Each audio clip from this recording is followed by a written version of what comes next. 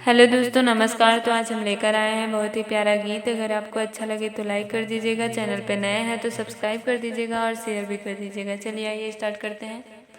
मैं तो से पूछे लाली दुल्हनिया रे, मैं तो से पूछे लाली दुल्हनिया अरे के हमें बाबा तू हर रे ललनवा, अरे के हमें बाबा तू हर रे ललनवा।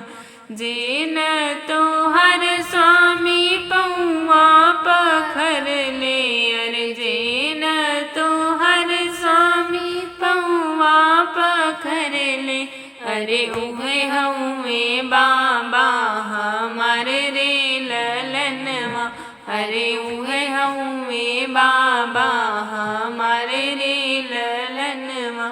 मैं तो से पूछे लाली दुल्हनिया, अरे मैं तो से पूछे लाली दुल्हनिया, अरे के हमें भैया तो हर रे ललनवा, अरे के हमें भैया तो हर रे ललनवा।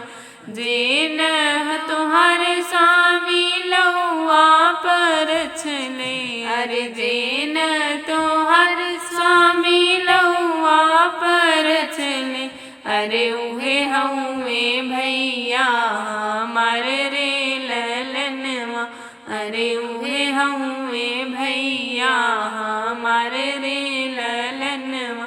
मैं तो से पूछे लाली दुल्हनिया रे, मैं तो से पूछे लाली दुल्हनिया, अरे के हमें मामा तो हर रे ललनवा, अरे के हमें मामा तो हर रे ललनवा।